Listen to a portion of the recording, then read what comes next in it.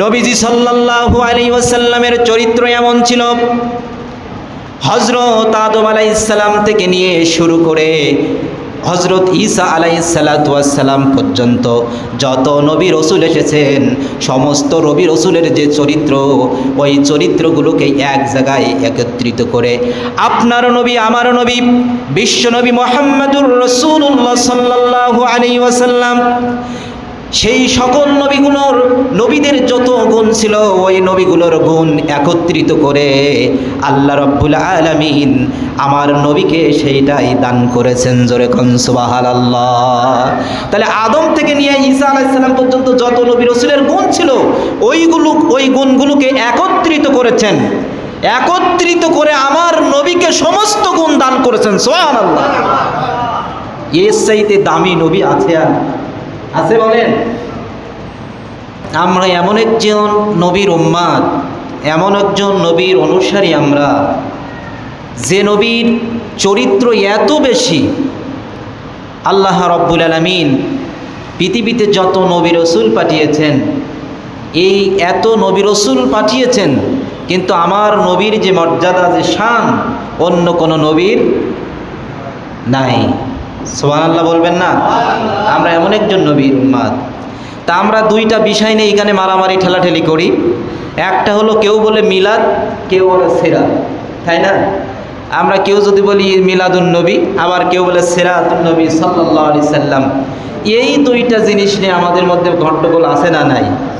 কিন্তু এই দুইটা জিনিসে দুইটা শব্দ আরবি শব্দ, জিনিস একই, কিন্তু মানুষ এই দুইটা জিনিস নিয়ে মারামারি ফাটাফাটি করে ইসলামকে কি বিভক্ত করে দিচ্ছে, ঠিক কি না?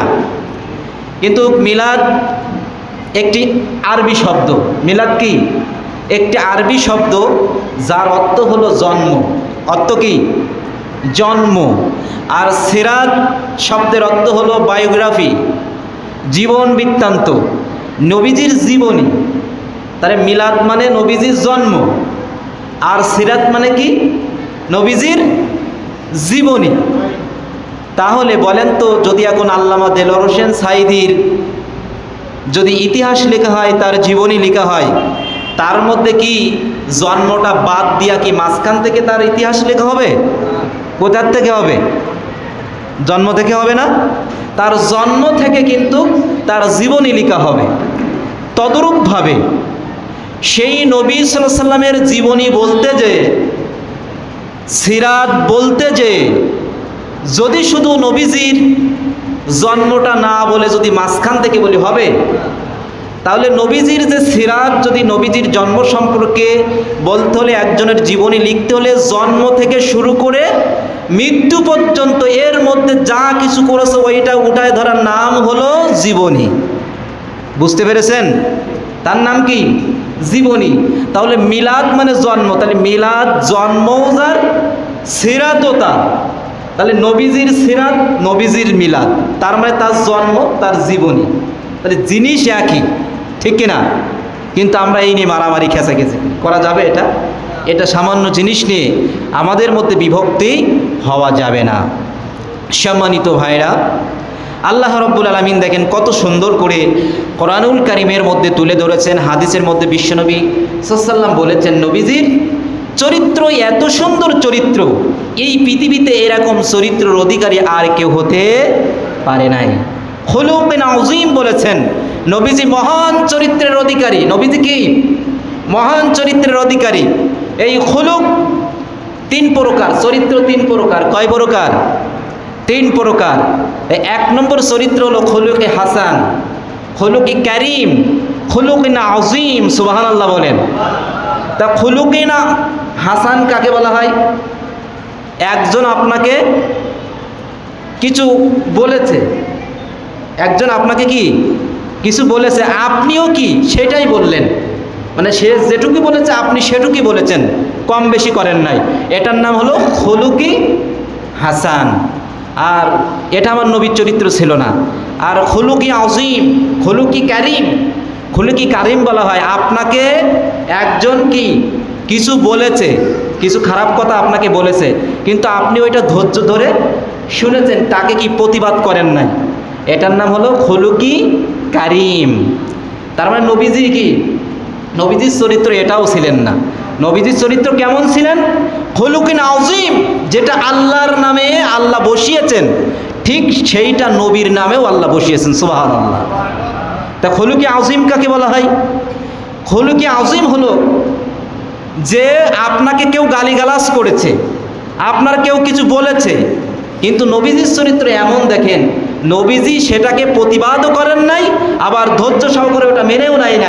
নবীজি কি করেছে? তার জন্য দোয়া করেছে, বুকে টেনে ভালোবাসা দিয়ে তাকে মুসলমান বানিয়েছেন। সুবহানাল্লাহ। এটার নাম হলো খুলুকিন আযীম। নবীজির চরিত্র এত সুন্দর।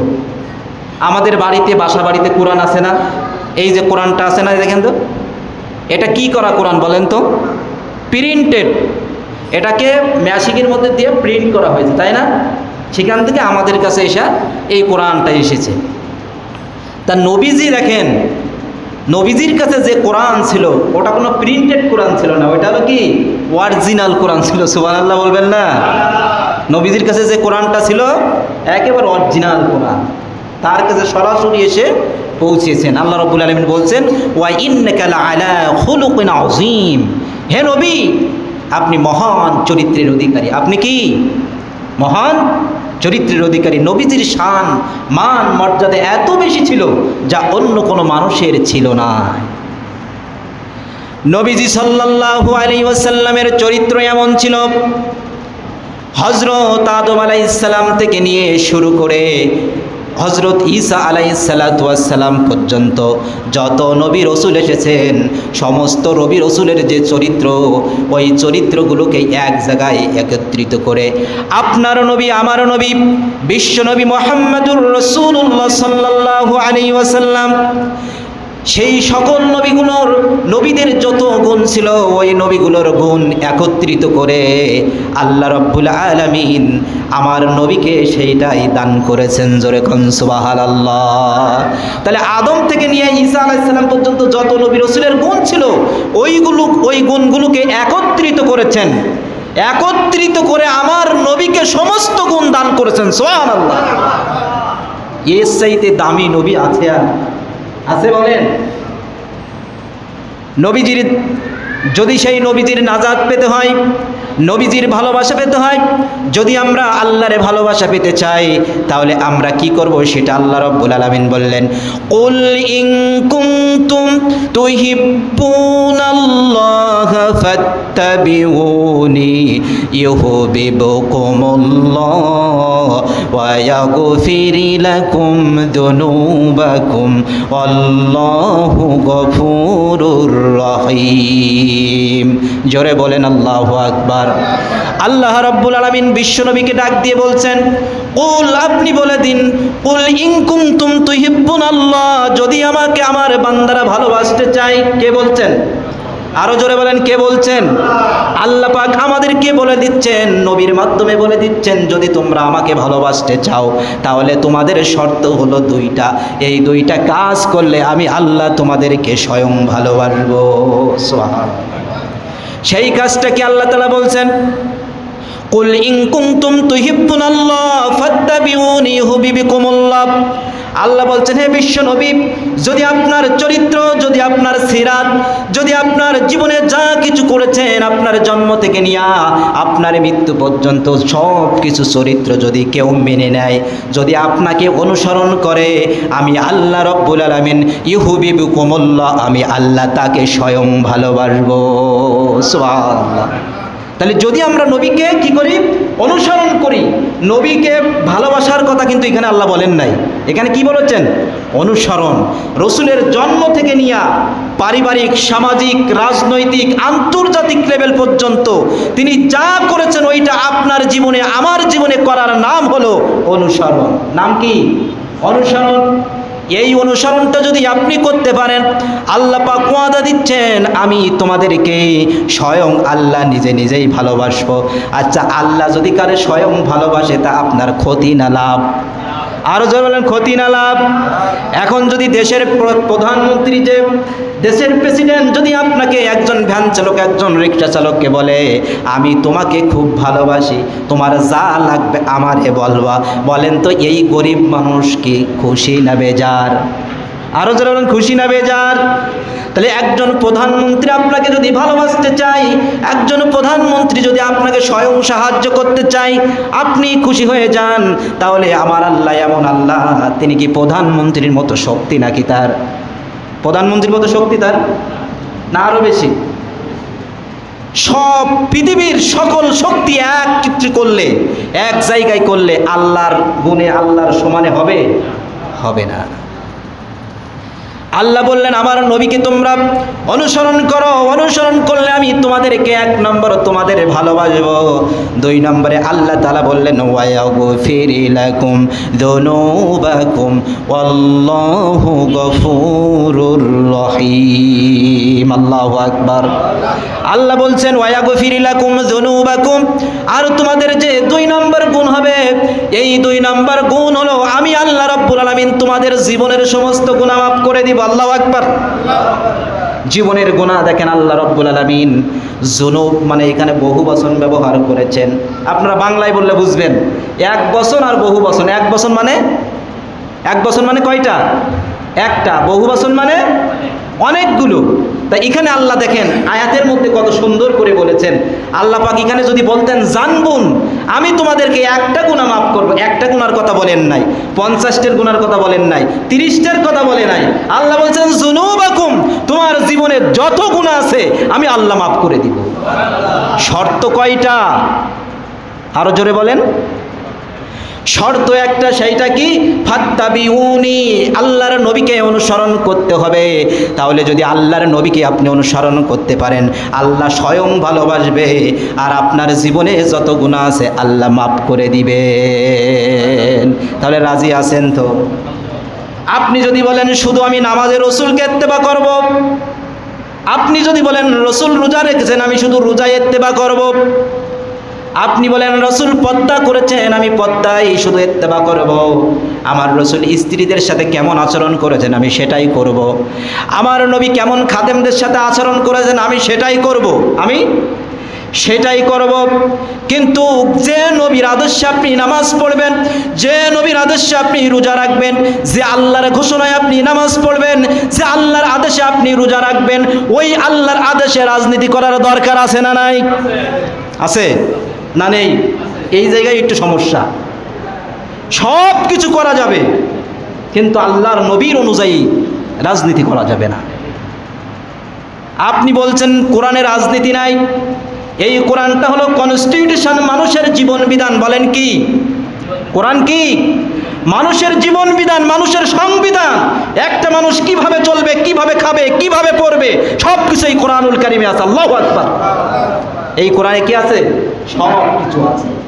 আপনি যদি নবীকে নামে নামে ভালোবাসলেন, 12ই রবিউল আউয়াল আসলো, সিরাতুন নবী সাল্লাল্লাহু আলাইহি ওয়াসাল্লাম, এই মাস ব্যাপী আপনি সিরাত প্রোগ্রাম করলেন, নবীর কথা শুনলেন, কিন্তু নবীর জীবনী, নবীকে জিলাপি কিনে খিচুড়ি রান্না করে আপনি নবীর আদর্শের কথা শুনলেন, আর শুধু নবীকে মনে মনে ভালোবাসলেন, নবী যা করেছেন আপনি করেন নাই, এই সিরাত মাহফিলের কোনো লাভ নাই। এটা আপনার কোনো সফলতা আনতে পারে না। সিরাত মাহফিলের যে অতিথিরা যে কথাগুলো বলবে আল্লাহর রসুলের চরিত্রের কথা, ওই চরিত্রের কথা আপনার জীবনে, আমার জীবনে পুঙ্খানুপুঙ্খভাবে মেনে নিতে হবে। রাজি আছি? শুধু শুনলাম যে হুজুর আজকের 12ই রবিউল আউয়াল আমাদের নবীজি পৃথিবীতে এসেছিলেন, জন্মদিন, আমরা জিলাপি কিনি আর কি মিলাদ দিয়া শুধু একটু দোয়া করলাম আর আপনার কাজ শেষ হয়ে গেল, এটা নয়। আপনার কাজ কি শেষ হলো? প্রত্যেকটা ক্ষেত্রে নবীকে আপনাকে অনুসরণ করতে হবে। আপনি আমি পেরেছি সেটা পারে নাই। এখানে কিন্তু নবীজি এখানে ভালোবাসার কথা বললেন না, আল্লাহ পাক এখানে স্বয়ং ভালোবাসার কথা বলতে পারতেন কিনা? কিন্তু আল্লাহ এখানে ভালোবাসার কথা বললেন না, বললেন ফাত্তাবিউনি, আমাকে অনুসরণ করো। যদি এইবার অনুসরণটা কেমন? আপনি দেখেন সারা জীবন নবীকে আপনি ভালোবাসলেন, নবীকে আপনি ভালোবাসলেন, জিলাপি খাইলেন, 12ই রবিউল আউয়াল আসলে নামে নামে বললেন আমি বিশ্ব নবীকে ভালোবাসি। আল্লাহর কসম দিয়ে বলি, হাদিসের মধ্যে ভালোবাসার কথা আছে, আবার অনুসরণের কথাও আছে। তার মানে আপনি শুধুই ভালোবাসলেন, অনুসরণ করলেন না। আল্লাহর কসম দিয়ে বলি, আপনি আপনার জীবনের গুনাহ মাফ হবে না। তাই যদি গুনাহ মাফ করত, তাহলে আবু তালেব রসুলের চাচাকে আগে মাফ করে দিত। কথা বুঝতে হবে। যদি আপনার আমার যদি নবীকে শুধু ভালোবাসলে যদি আল্লাহ মাফ করে দিতেন, তা আমার মনে হয় এই পৃথিবীতে নবীর চাচার চাইতে নবীকে কেউ ভালোবাসতে পারে নাই। পেরেছে? আবু তালেব নবীজির কি হন? আপন চাচা। সেই চাচা নবীজির এমন আদর যত্ন দিয়ে মানুষ করেছেন, বড় করেছেন, এই পৃথিবীতে কি নবীজির গায়ের এমন কোনো জায়গা ছিল না, এমন কোনো শরীর ছিল না যে আবু তালেবের চুমা ছিল না। সেই আবু তালেব কোথায় যাবে? আরো জোরে বলতে হবে, কোথায় যাবে? কেন নবীকে কি কম ভালোবেসেছেন? নবীর সারা গায়ে চুমা দিয়েছেন। এমনকি নবীকে এত ভালোবেসেছেন, খাবার টেবিলে যখন খাবার বালতেন, খাবার বের করে দিতেন, তখন তার ছেলেরা সব চতুর্দিক থেকে খাবারের জায়গায় বসে যেতেন। আমার নবী মুহাম্মদুর রাসূলুল্লাহ খাবারের টেবিলে না আসা পর্যন্ত খাবারের অনুমতি দিতেন না। সুবহানাল্লাহ বলতে মন চায় না? নিজের ছেলের চেয়েও ভালোবেসেছেন সেই চাচা। সেই চাচা কোথায় যাবে? জাহান্নামে কেন যাবে? কারণ নবীকে ভালোবেসেছেন, অত্যাধিক ভালোবেসেছেন, কিন্তু নবী যে অনুসরণ করেছেন, নবী যে ইত্তেবা করে নাই, নবী কিভাবে সমাজ চালিয়েছেন, নবী কেমনে রাষ্ট্র চালিয়েছেন, এইগুলোই মানে নাই। এইগুলো কি?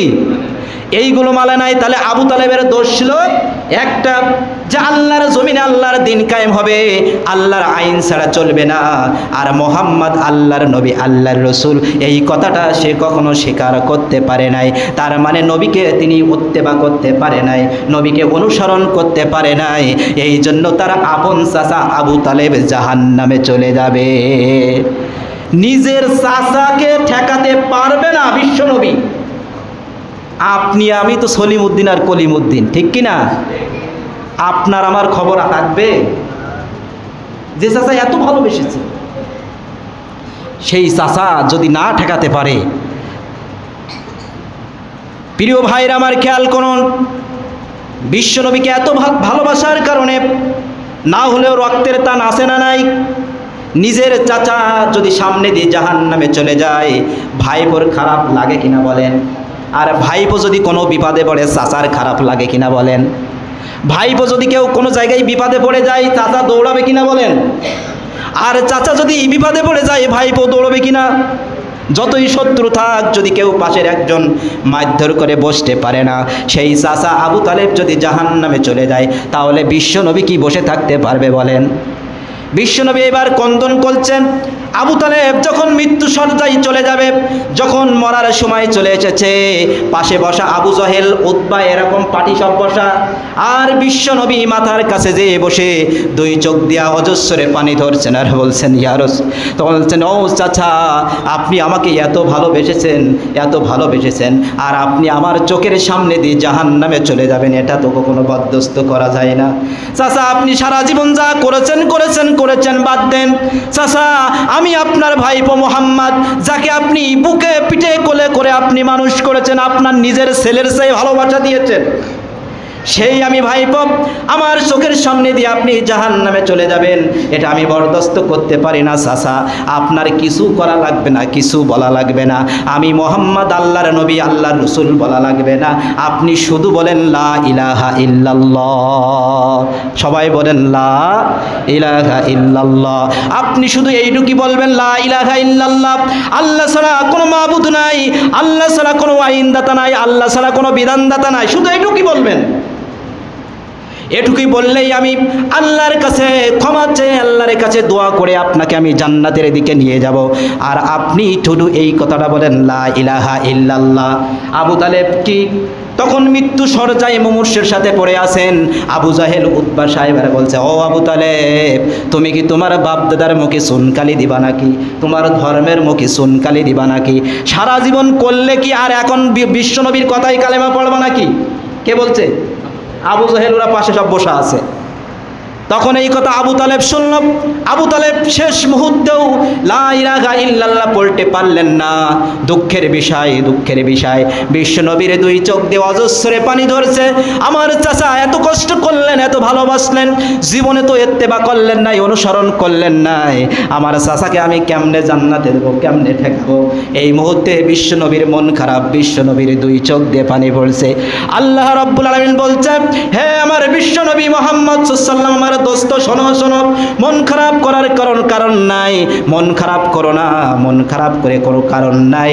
আল্লাহ পাক সঙ্গে সঙ্গে কোরআনুল কারীমের আয়াত নাজিল করে দিলেন, ইন্নাকা লা তাহদি মান আহবাবতা ওয়ালাকিন্নাল্লাহা ইয়াহদি মান ইয়াশা ওয়া হুয়া আ'লামু বিল মুহতাদিন। জোরে বলেন আল্লাহু আকবার। আল্লাহ বলছেন, ইন্নাকা লা তাহদি মান আহবাবতা, হে বিশ্বনবী, আপনি যাকে ভালোবাসবেন, আপনি যাকে পছন্দ করবেন তাকে জান্নাত দিতে পারবেন না, আপনি তাকে হিদায়াত দিতে পারবেন না। আমি আল্লাহ যাকে ইচ্ছা তাকেই হিদায়াত দিব। কে হিদায়াত দিবেন? নবী তো শুধু মাধ্যম, আমরা শুধু মাধ্যম, কিন্তু হিদায়াত দেওয়ার মালিক কে? আরো জোরে বলেন কে? এক শ্রেণীর মানুষ বলে করে যে আল্লাহ তো হিদায়াত দেবে, তা আমি তো নামাজ পড়ছি না, তাহলে আল্লাহ তো হিদায়াত দিচ্ছে না, তা কেমনে পড়বো? এই প্রশ্ন করে কিনা? যে আল্লাহ বলেছে আমি যাকে হিদায়াত দিই সেই তো পড়বে নামাজ, সেই তো আমার দিনের পথে আসবে, কিন্তু আমি নাস্তিক, আমি আল্লাহর পথে না, এটা তো আল্লাহর বিচার, নাউজুবিল্লাহ। কিন্তু দেখেন আজকের সূরা কাসাস 56 নম্বর আয়াতে আল্লাহ সেই কথাটা বলে দিলেন, ইন্নাকা লা তাহদি মান আহবাবতা ওয়ালাকিন্নাল্লাহা ইয়াহদি মান ইয়াশাউ ওয়া হুয়া আ'লামু বিল মুহতাদিন। আল্লাহ বলছেন, কে হিদায়াতের আগ্রহ করে, কে হিদায়াতের পথে আসতে চায়, কে কোরআনের পথে আসতে চায়, কে ইসলামের পথে আসতে চায়, আমি আল্লাহ ভালো করে জেনেছি, অতএব আমি তাকে হিদায়াত দিয়ে দিই। তার মানে হিদায়াত নিয়ে আসতে হলে আগ্রহ আপনার করতে হবে, আপনার একটা আগ্রহ লাগবে। আবু তালেব কিন্তু জীবনে কখনো আগ্রহ করে নাই, কিন্তু ওমর রাদিয়াল্লাহু তাআলা আনহু তিনি বিশ্বনবীকে হত্যা করতে গেলেন। কি করতে গেলেন? বিশ্বনবীকে হত্যা করতে গেলেন, মারতে গেলেন। সেই ওমর রাদিয়াল্লাহু তাআলা কিন্তু হিদায়াত পেয়ে ইসলামের দ্বিতীয় খলিফা হয়েছেন। সুবহানাল্লাহ। সেই উমার, যে উমার শত্রু ছিল প্রথম, সেই উমার হলেন ইসলামের দ্বিতীয় খলিফা। আর চাচা ভালোবাসলেন, সবচেয়ে কোলে কাকে করে মানুষ করলেন, সেই চাচা চলে গেছে জাহান্নামে। কারণ কি? উমর আগ্রহ করেছিল, ওই যে বোনকে মারার পরে রক্তাক্ত হলো, তখন বোনের রক্ত দেখে বলছে, বোন বলছিল যে আমার জীবন চলে যাবে কিন্তু কোরআন ছাড়বো না। তখন ওমরের মনে একটা আগ্রহ আসলো, বাহ, এত মানলাম, রক্তাক্ত হলো, জীবন দিয়ে দেবে, তাও কোরআন ছাড়বে না, নবীকে ছাড়বে না, এতে কি মধু আছে? আবার বোন একটু কোরআন পড়ো। এই যে একটা আগ্রহ আসলো, এই আগ্রহে আল্লাহ পাক তাকে হিদায়াত দিয়েছে। সুবহানাল্লাহ বলবেন। আপনি শুধু আল্লাহকে দায়ী করবেন না, আল্লাহ বলছেন ওয়া হুয়া আ'লামু বিল মুহতাদিন, কে হিদায়াতের পথে আসতে চায় আমি আল্লাহ ভালো করে জানি, আমি আল্লাহ ভালো করে জানি। এবার দেখেন সম্মানিত ভাইরা, এবার একটা সুন্দর মেসেজ নেন আমাদের। দেখেন, আপনি মাওলানা হতে পারেন, মুফতি হতে পারেন, আর আপনার একজন চাচা মনে করেন নাস্তিক, কাফের, কিন্তু মুসলমানের ছেলে, কিন্তু মুসলমানের, তার মানে মুসলমানের ঘরে আসলেই কিন্তু মুসলমান হওয়া যায় না। ডাক্তার হলেই কিন্তু ডাক্তারের ছেলে ডাক্তার হতে পারে না। যদি ডাক্তার ওই লেখাপড়া করে, যদি এমবিবিএস, যদি ডাক্তারি লেখাপড়া করে, মেডিকেল কলেজে যদি পড়ে, তারপরে সে একটা এমবিবিএস ডাক্তার হয়, তাই না হলে কিন্তু বাপ ডাক্তার হলে কিন্তু ছেলে ডাক্তার হওয়া যায় না, ঠিক কি না? এই জন্য আপনি মুসলমান, আব্দুর রহমান, আপনি মাওলানা, আপনি মুফতি, আপনার ছেলে, আপনি আব্দুর রহমানের ছেলে, আপনি মাওলানার ছেলে, আপনি মাওলানার ছেলে হলেই মুসলমান হওয়া যায় না।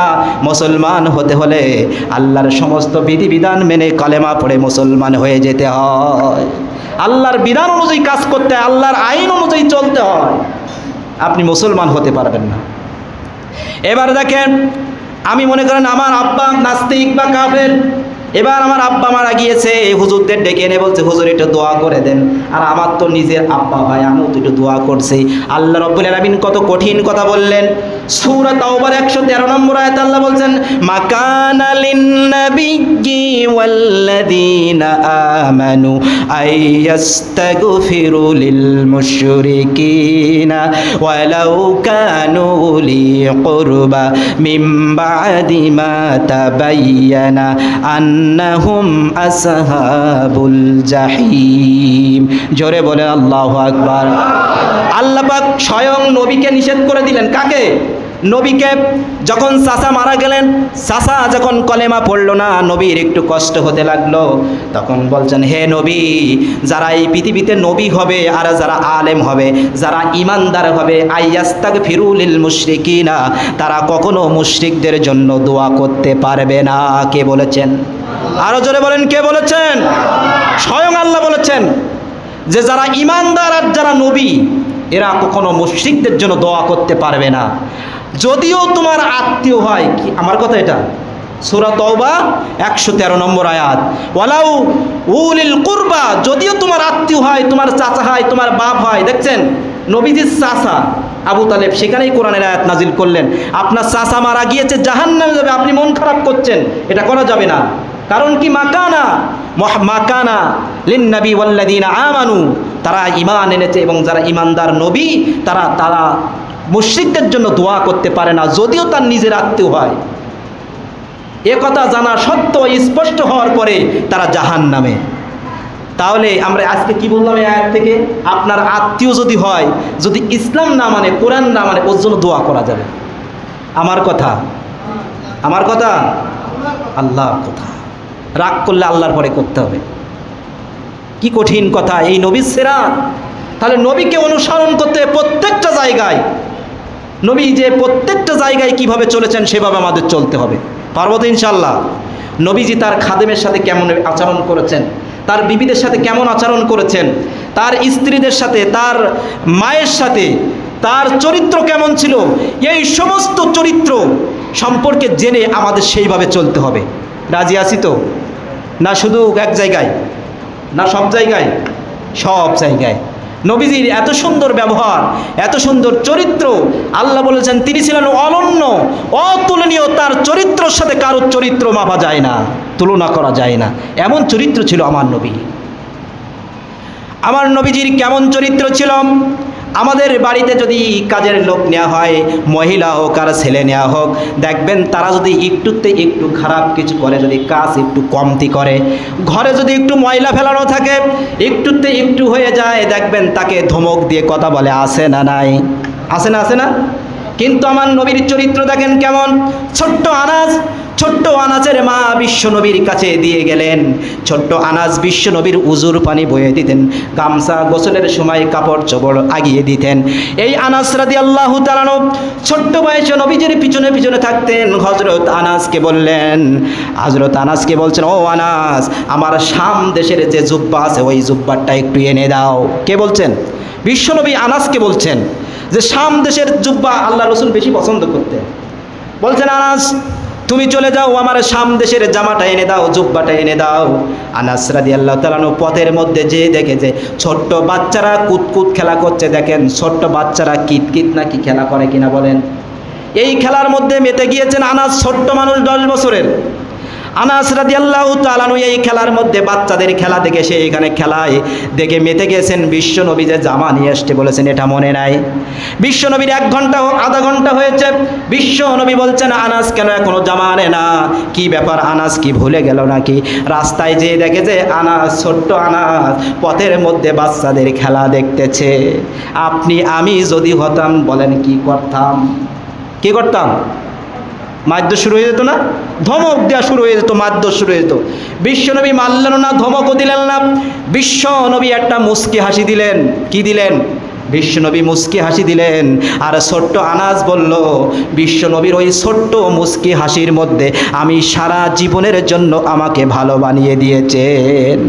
তার মানে হাসি দিয়েও মানুষকে শাসন করা যায়, মাথায় হাত বুলিয়েও শাসন করা যায়, গায়ে হাত দিয়েও শাসন করা যায়। শুধু যে লাঠি দিয়ে মারলে শাসন, মানুষের ভালোবাসা দিয়ে, মানুষের কথা দিয়েও কি অর্জন করা যায়। যাই হোক, সময় তো হয়েছে, অনেক কথা নবীজির জীবনে, আরও বাকিটা বলবো সামনের জমা। নবীজির চরিত্র সম্পর্কে, নবীজির যে সিরাত সম্পর্কে এখনও বলতে পারলাম না, অনেকগুলো পয়েন্ট বাকি। নবীজির স্ত্রীদের সাথে কেমন আচরণ করে, নবীর সামাজিক, রাজনৈতিক, অর্থনৈতিক কীভাবে তিনি চলেছেন, কিভাবে করেছেন, এগুলো আমাদের করতে হবে। এই জন্য আমরা সামনের জুমায় এই আলোচনাগুলো শুনবো। আজকের যেটুকু শুনলাম আমরা, যে নবীর ইত্তেবা না করলে আমরা কেউ জান্নাতে যেতে পারবো না। ভালোবাসতেও হবে, নবীকে কি করতে হবে? অনুসরণ করতে হবে। শুধু ভালোবাসলে হবে না, ভালোবাসার পাশাপাশি অনুসরণ করতে হবে।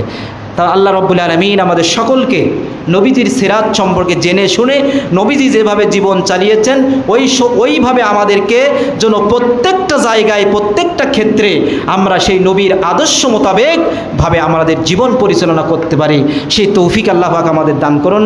আমরা সবাই বলি আল্লাহুম্মা আমিন।